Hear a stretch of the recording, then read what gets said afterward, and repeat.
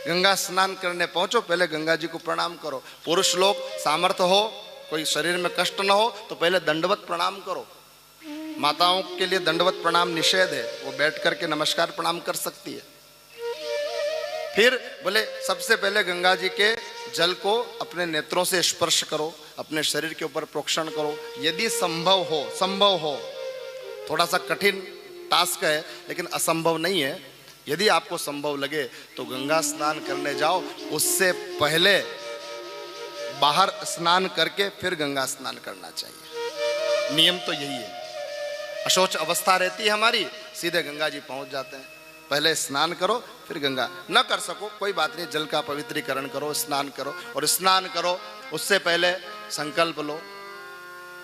संस्कृत में बोलना नहीं आता, हिंदी में ले लो। मैं शुद्ध बुद्ध परब्रह्म परमात्मा तत्व के श्री चरणों की प्रीति की वृद्धि के लिए, भगवान की भक्ति मेरे जीवन में बढ़ती रहे, सब प्रकार से मेरे जीवन में आनंद रहे, सुख समृद्धि रहे, हे माँ गंगा, मैं आज आपका दर्शन पान और स्नान कर रही हूँ। वो जल छोड़ दे, प्रणाम कर ले, आचमन कर ले, थोड़ा सा सिर पर जल छीट ले, फिर गंगा जी में प्रविष्ट हो, डुबकी लगाए। खेल गंगा जी के अंदर न करे, वो साक्षात माँ है।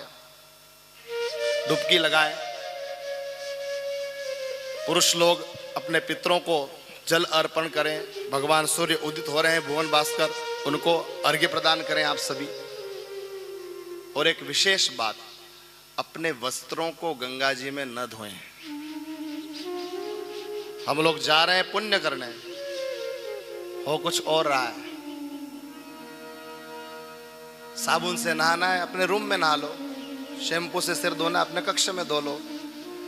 उसी गंगा जी में शैम्पू फाड़ के लगा करके उस थैली को उसी में फेंक कर आए हैं पुण्य करने के लिए।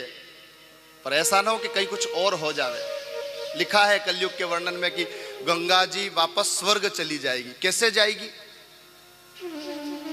आपने अपने नगर के आसपास कोई ऐसी छोटी सरिता होगी जो देखी? हमने तो देखी है।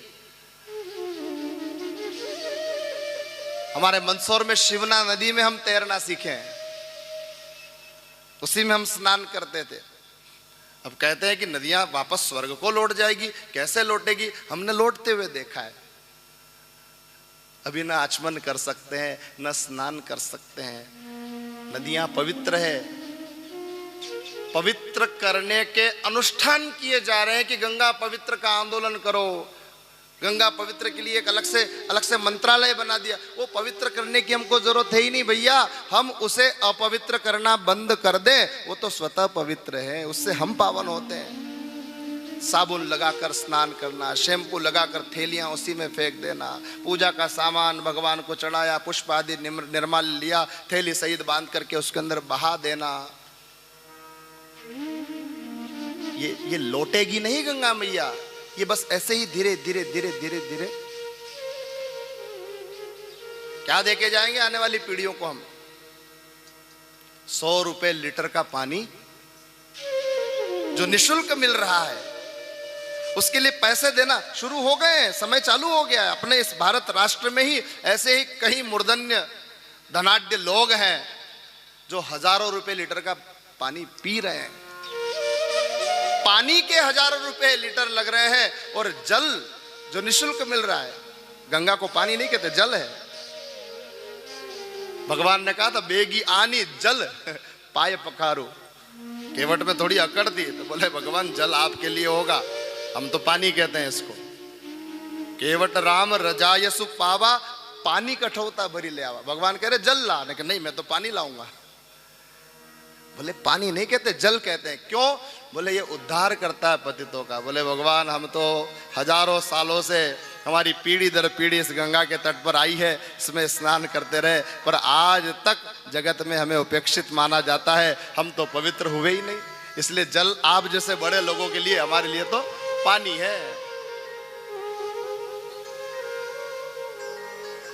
दंडवत करना माताएं न करे, आचमन करना, संकल्प करना, स्नान करना, भूल से भी अपने निर्माल्य वस्त्रों को गंगा जी में मत धोना। बाहर व्यवस्था हो न हो तो अपने कक्ष में आकर के धो लो। आए भी कितने दिनों के लिए हो, 6-7 दिनों के लिए तो आए हो। तो सामान्य सदाचार ये हमको पता होना चाहिए। प्रकृति का संरक्षण करो।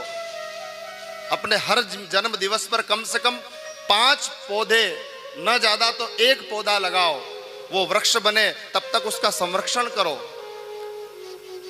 प्रकृति का दोहन जितना हमसे हमारे द्वारा हो रहा है, कम से कम उतना लौटा करके जावें, तो हमारी आने वाली पीढ़ियां सुरक्षित जीवन जी पाएगी। नहीं तो वो दिन दूर नहीं जब जल, हवा, सबके लिए हमको पैसा देना है, सबके लिए, सामान्य व्यक्ति को देना पड़ेगा।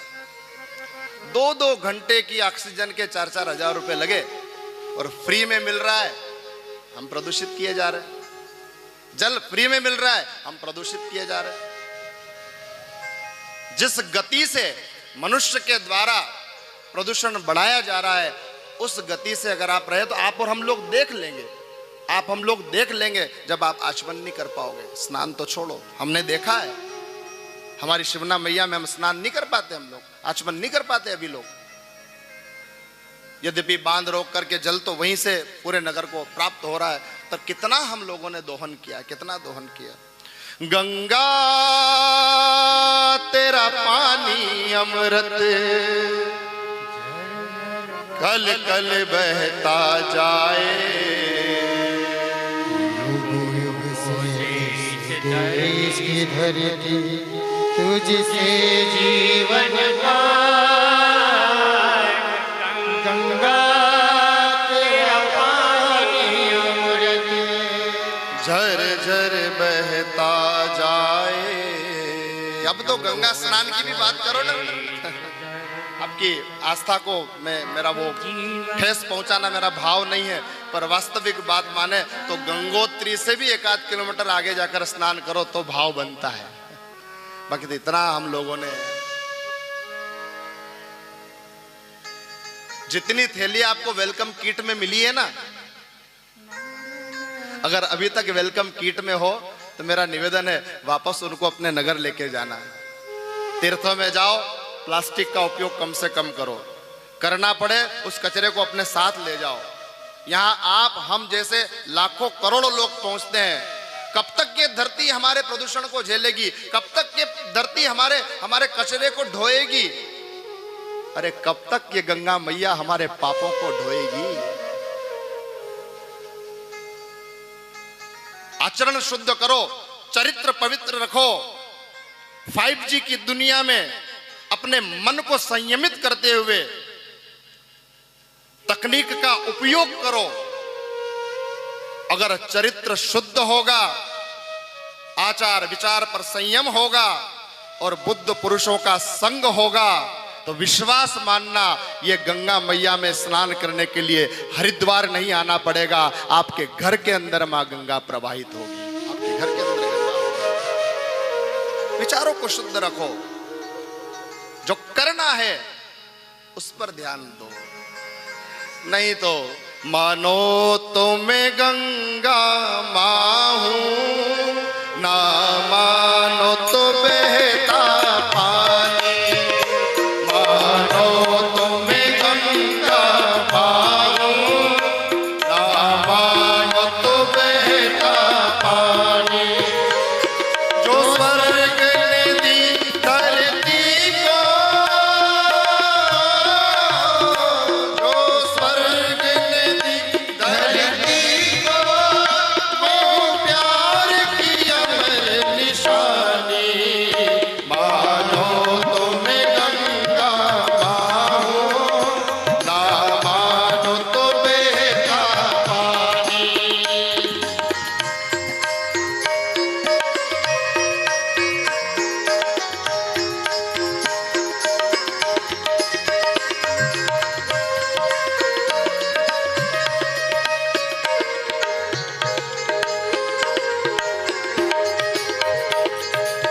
युग युग से मैं बहती आई नील गगन के नीचे, सदियों से मेरी धारा तेरी लगन के नीचे, मेरी लहर लहर में लिखी है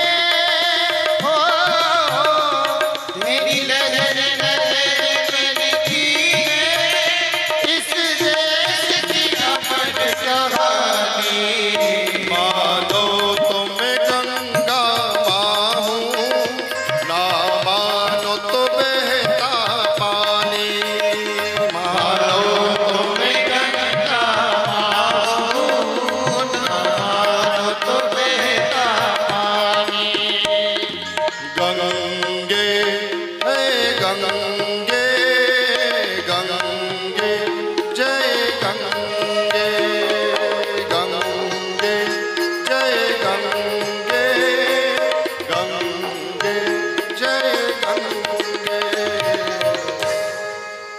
बोले गंगे महारानी की जो कर रहे हो उसको कैसे करना है, ये विधि सब हमारे शास्त्रों में है। सामान्य सदाचार व्यवहार, भोजन कैसे करना है तो सब जानते हैं। और मजे की बात ये कि जानते सब हैं पर मानते। व्हाट्सएप यूनिवर्सिटी ने इतना विद्वान बना दिया है, यूट्यूब ने इतना विद्वान बना दिया है, क्या खाना है, क्या पीना है, कैसे खाना है, कैसे पीना है। शरीर को स्वस्थ रखो, मन को स्वस्थ रखो और हाथ में भगवान के भजन की माला रखो। जीवन में आनंद ही आनंद है। यात्रा तो एक दिन पूरी होनी है। जन्म ना आपके हाथ में, ना मृत्यु आपके हाथ में। दो छोर है, एक तो जन्म का, दूसरा मृत्यु का। मृत्यु की गांठ, जन्म की गांठ दाई मां काट देती है। और जीवन में किसी सदगुरु का आश्रय ले लिया तो मृत्यु की गांठ को सदगुरु काट देगा। न जन्म आपके हाथ में, न मृत्यु आपके हाथ में, लेकिन इन दोनों के बीच में जो प्रपंच है जिसको जीवन कहा गया है वो तो हमारे हाथ में। अच्छे बनो, अच्छे से रहो। तो ठाकुर जी की सेवा, शालिग्राम जी का स्पर्श महिलाओं के लिए निषेध है। शालिग्राम जी घर में है तो घर के पुरुष सेवा करें। चावल न चढ़े, तिल के अक्षत चढ़ाएं।